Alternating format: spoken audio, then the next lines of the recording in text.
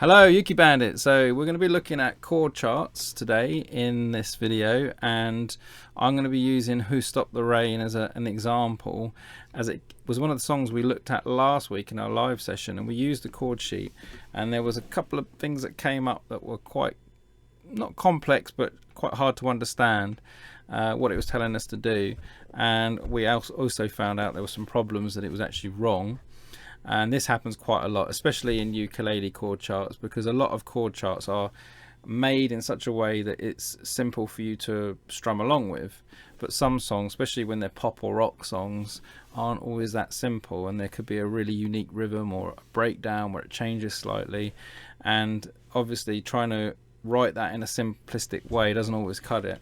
So we're going to look at this song in particular, and I'll show you like some solutions and things to work on that will help or definitely benefit when you come across this problem again. So we've got Who Stopped the Rain. It's in 4/4. That tells me that there's 4 beats in every bar. Now we're only going to look at the intro to start with, and you can see that these black lines, these are bar lines, and if it's 4/4, it means there is 4 beats in between those black lines in every bar. So we've got 1, 2, 3, 4, 5, 6 bars here, and I know there's 4 beats in every one of those bars. If we were to look at the first chord, we can see it's got G, then 3 strikes. Now really we don't need the 3 strikes, because we can just put a G there and know that we play 4 strums or 4 beats, because the rhythm itself, if you listen to the song, is actually 8th notes. It's 1 and 2 and 3 and 4 and 1 and 2 and 3 and 4 and 2 and 3 and 4, 1 and 2 and 3 and 4, 1 and 2 and 3 and 4 and 1 and 2 and 3 and 4. And we haven't got the rhythm written down, we've just got how many beats. You could play it in a simpler way and just play those as down strums, but it sounds a lot nicer, a lot more like the song when you play the 8ths. How would you know that? Well, if it wasn't written down underneath or alongside it, then you'd have to know it by listening to it and hearing what an 8th note rhythm sounds like. So if you practice your 8th note rhythms, 1 and 2 and 3 and 4, and you count them, and then you basically learn them so that you understand what they sound like and how to play them, you should then be able to interpret and hear them in the music as well. It does take time and experience and practice, but if you do practice and understand the rhythms in terms of counting them, that will help a lot. So when we look at that first part, we don't necessarily need the strikes there. We could just have G, it'd be absolutely fine, but hey ho, we've got these strikes in, so that tells me that we've got 4 strums. Now normally in actual professional chord charts, you would have the chord and underneath the rhythm pattern, or you'd have, if it was just a very basic like rhythm, you'd have 4 strikes underneath. But we're trying to obviously cut down on space that's being used so that we can have it on one sheet. This will make it a lot easier to have in front of you and everyone play through the song. So you come across this quite a lot. This is kind of like a shorthand way, if you want to think of it that way, is we're going to play G for 4 beats, and then we get to that second bar, we've got G for 3 beats. So bear in mind that actually we could just have G and just have a stroke there. We could have a stroke here. I'm going to put my cursor over it. So here's our G, and we've got 3 more strums, and then we've got G again, another 2 strums. You don't necessarily need to have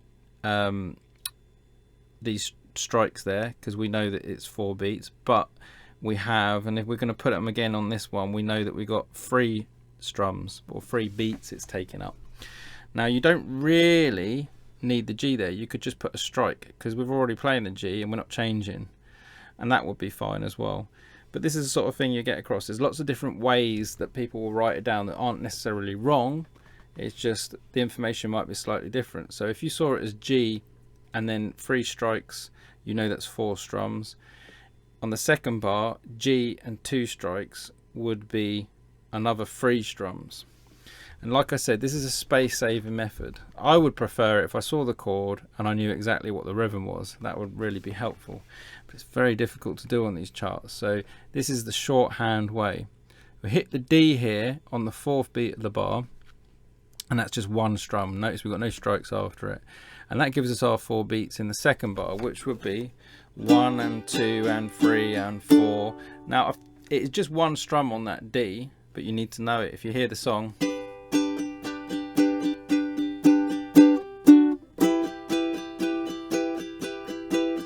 so 1 and 2 and 3 and 4 and 1 and 2 and 3 and 4, 1 and 2 and 3 and 4. Obviously you can play it as a down up strum on the D, 1 and 2 and 3 and 4 and 1 and 2 and 3 and 4 and 2 and 3 and 4. But the rhythm is a little bit more defined when you stop on it and you change to E minor, and it sounds a little bit more like the song. So I prefer playing it that way.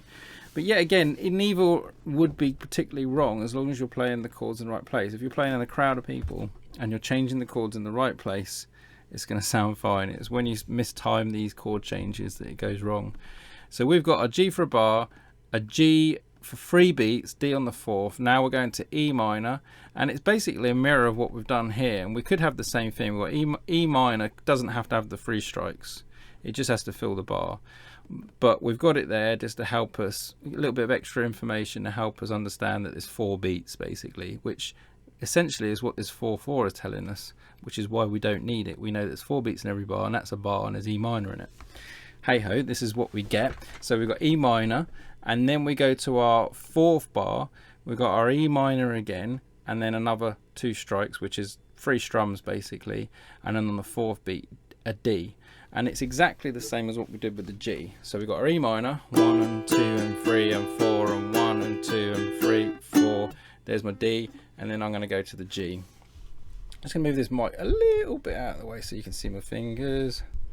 There you go. Okay, so I'm going to play through that section. We've got our G, 3 and 4 and 1 and 2 and 3, 4, 1 and 2 and 3 and 4, 1 and 2 and 3, 4. Then we're on a G for 2 bars.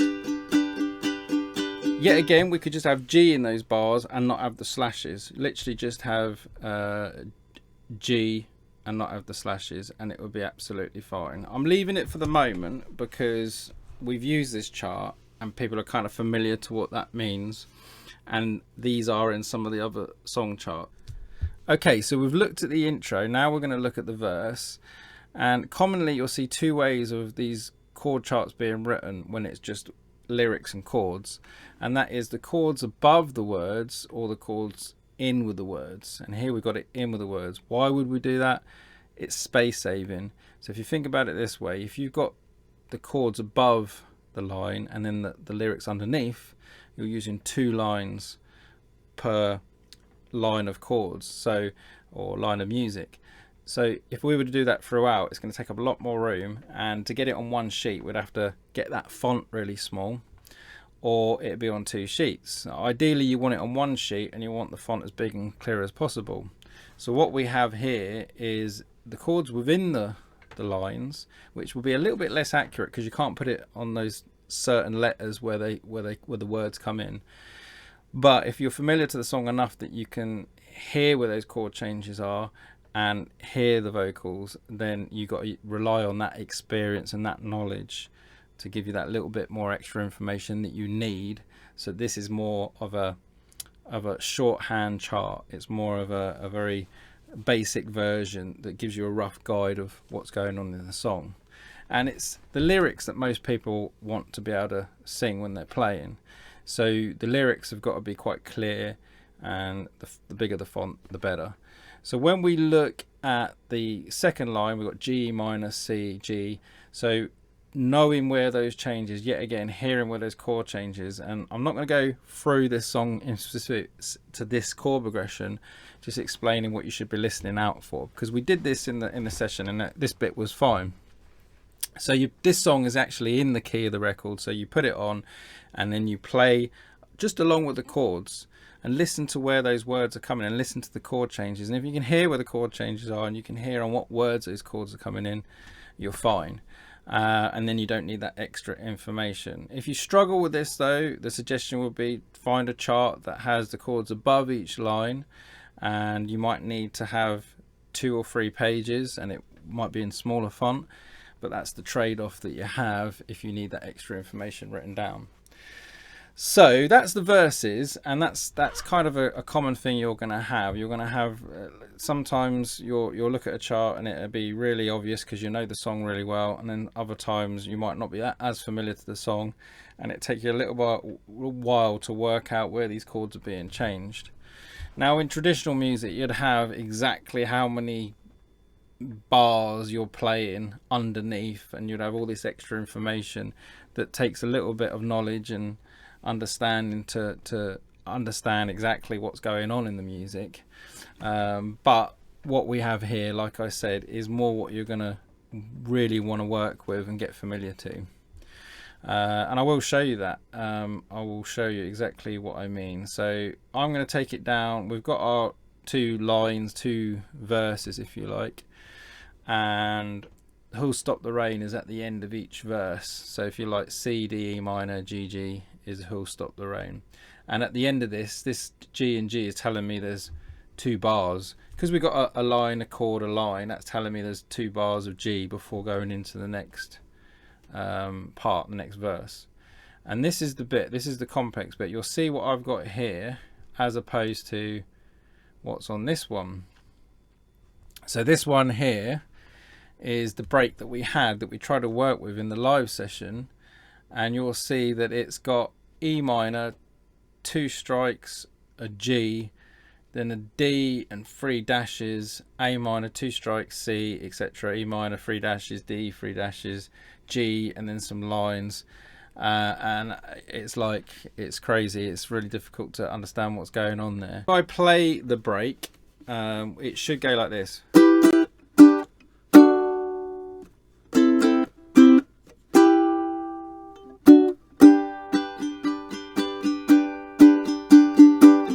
And then it goes back into the song. Now that isn't really what's written down, and the reason it's not what's written down is because it's really hard to write down what is actually going on.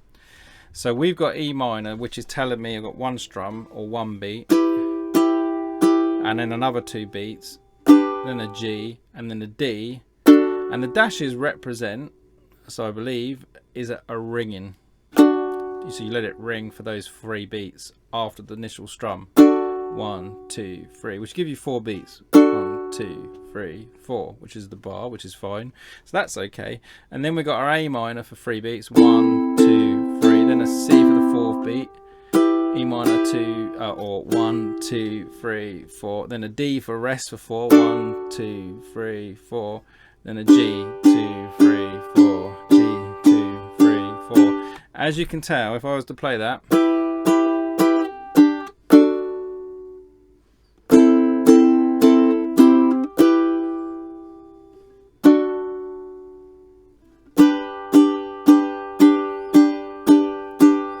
timing's not right, it's all wrong. If I was playing it exactly from what I've understood they have meant from the bit above, it won't work.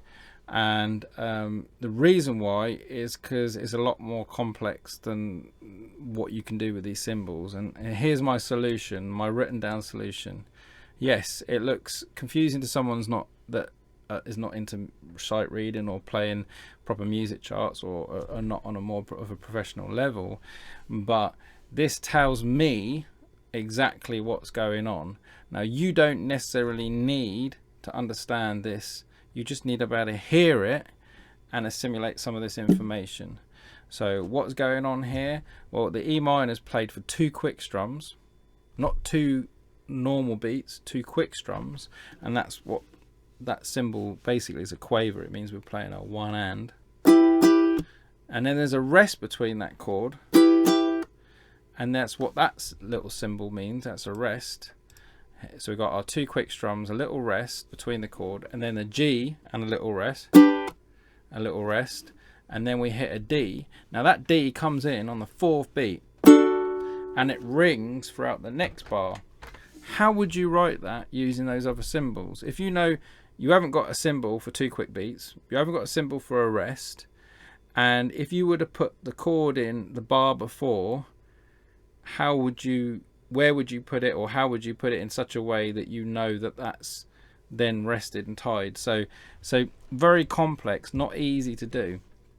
These sort of things that you see in chord charts, when they're written down, when you hear it and it sounds quite interesting rhythmically, and then you see it written down in this sort of way, already it's just going to be not right, because you need really proper instruction there, and it could be just in the form of your arm stroke. So if you can hear the rhythm, da dan dan da dan, you can hear that dan dan dan da dan, you could then imitate what you're hearing through just basically strumming. But this is telling me here on my A minor, for example, I'm going to do 2 quick strums, rest C, rest E minor, let ring, and then when I'm in that next bar on the 4th beat here, so this symbol here, it's basically a 2-beat symbol, and see the line as a top. This is a tie. This is telling me that this note rings into the next bar and rings all the way up until the D. Now that's all you need to know, is if I tell you the D just rings on you play it on the 4th beat in the bar before, and let it ring for 4 beats on the next bar on this first part, and on this part you let the E minor ring on the 4th beat on the 3rd bar, and then you basically, when you're in that next bar, you let it ring up to the 4th beat where you're going to play a D. That's kind of all you need to know. And if you remember that, okay, I've got that, you might even need to write a little handwritten notes and then practice it. When you get to this part in the song, you won't even need all this rhythmic information. You just need to know, you're just basically E minor, G, D, A minor, C minor, D, G, G, because you've practiced the rhythm, you practice how it goes, and the only information you really need is the chords, the order of it, just to remind yourself what order were these chords in. But you might not even need that. You could just write break because you've practiced it. But I'm writing it exactly the right information so that I know exactly how that part's played. So when we spoke about it last time, we talked about how we could use the strokes and where we'd put them, and that would be better. But because you've got these rhythms that come in off the beat, and they come in at slightly weird times, those symbols don't really cut it for it to be accurate enough for someone that's trying to learn the song. So that section then, if you actually listen to me play it and follow those chords, it goes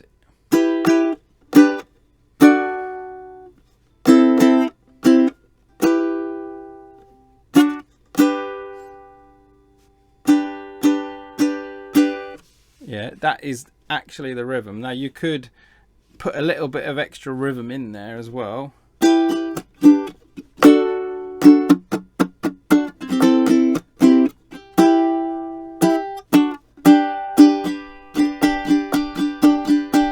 So I accentuated the rhythm parts by putting down and upstrokes, but the timing of where the beats are, or the time where the chord changes are, was the most important thing there.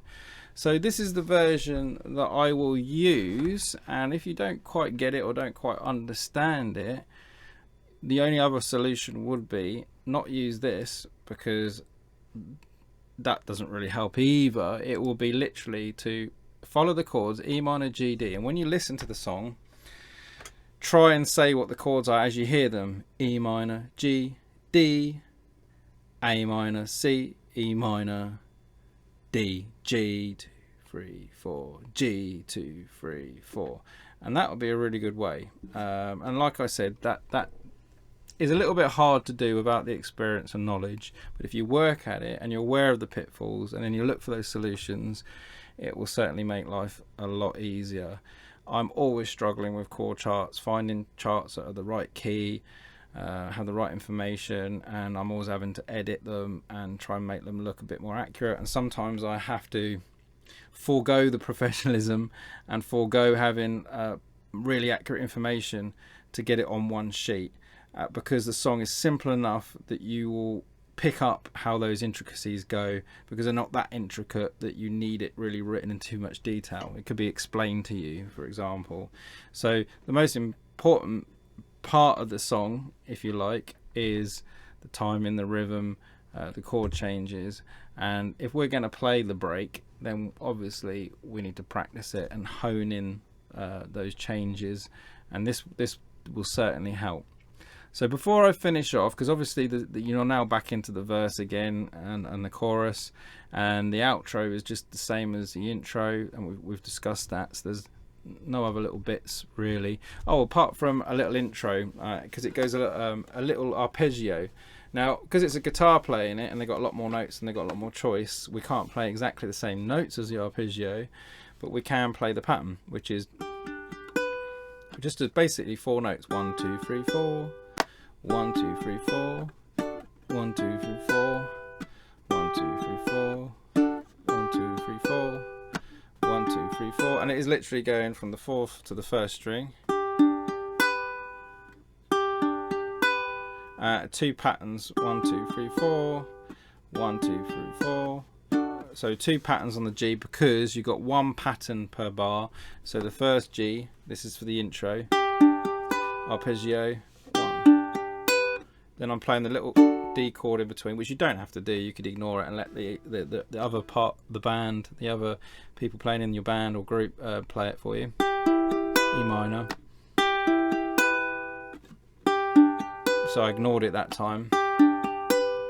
So I'm ignoring the D's, the little quick strum on the D, and then you can just concentrate on the arpeggio and let the other ukulele players carry the rhythm, and that would add a nice little introduction to the song. And yeah, you hear that as well. You could put it anywhere in the song, that arpeggio part, and it's very, very simple and quite effective and very similar to what's going on the guitar. So before I finish, I just want to show you, justify what I was talking about with these charts. So what I'm going to do is I'm going to whiz a couple of charts. So this is a song called I Shot the Sheriff, which is a very popular song. I thought I'd use something that you might be familiar to, which is a Bob Marley song, and then played by Eric Clapton, which he plays it in G minor. So this is more like the Eric Clapton version. Here we've got the tempo, that's the speed. You'd have to look that up if you're not sure. It gives you the speed, but if you know the song, then you know roughly how fast it should be. Then it gives me the chords that I'm playing, and then it tells me, for example, what rhythm you might use. So on this G minor, it's 1 and a 2 and a 3 and a 4. It's a reggae. You've got a rest, which is telling me there's a rest. There's 2 quick strums, rest, 2 quick strums, rest, 2 quick strums. So rest. So that tells me the rhythm, and then that gives me what chords go. And you can see here, I'm more of a professional chart. If I was going to a studio and they want me to play that part and they let me listen to the track and the drums and everything, and then they gave me that as my guide, I'd know exactly what rhythm to play. This symbol here means just repeat the rhythm. So you repeat that rhythm throughout the whole song. So you can see these little symbols here, which are repeat bar signs. So you play that rhythm. So you play 1 bar of that rhythm, which is basically those 4 down ups. And then you play it on that bar, and then you switch to a G minor and play it for 2 bars, and then these 2 dots are telling you repeat that section. Look how much room it's taking up, hardly any room, and that is the whole song repeated round. So very, very, very straightforward as a chart. Now there's no lyrics, this is just the music.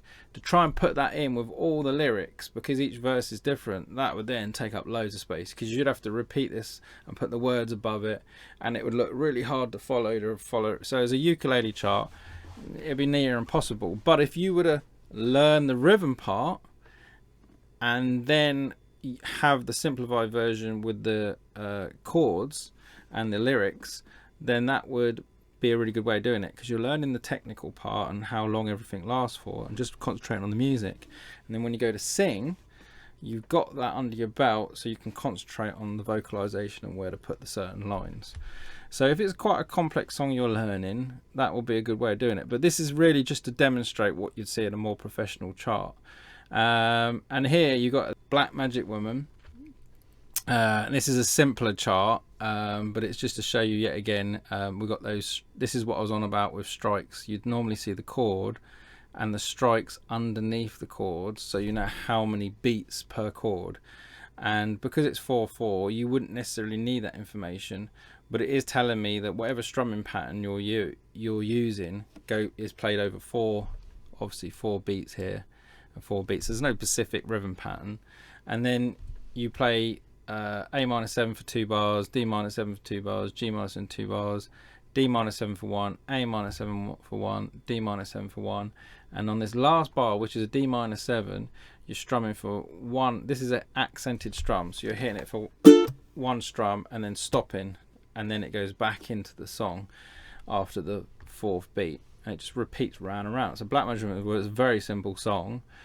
Obviously there is distinctive rhythms that you'll want to use, but if you listen to the song and you pick up the feel of it by imitating it, then this is just shows you how many bars you're playing on each chord, and this is the sort of thing that I was talking about with the slashes underneath. So trying to put all that information on a chord chart is very tricky. So when we look at this one here, this is what I'm going to be handing out tomorrow or sending to everyone, so that you've got the really accurate version that you can follow, and you can put in some of the little arpeggios, but I'm not going to write that down, and we don't want it to ruin the fact that this is very easy to follow and the font's a good size. So I managed to get it in such a way where it's not going to take up too much space, whereas as you can see, we're saving a lot of space, but the information isn't quite right or accurate enough. And if you know how it goes, then that would be enough if you just followed the chords, but we needed more than that. So yeah, so that was it really.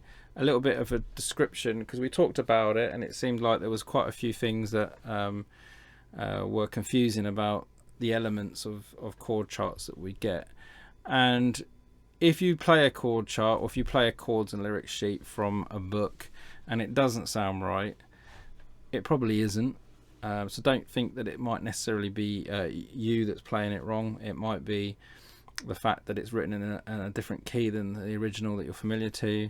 It might be that there's a few chords in there that are on the right place, or the rhythms are not quite matching what you're hearing.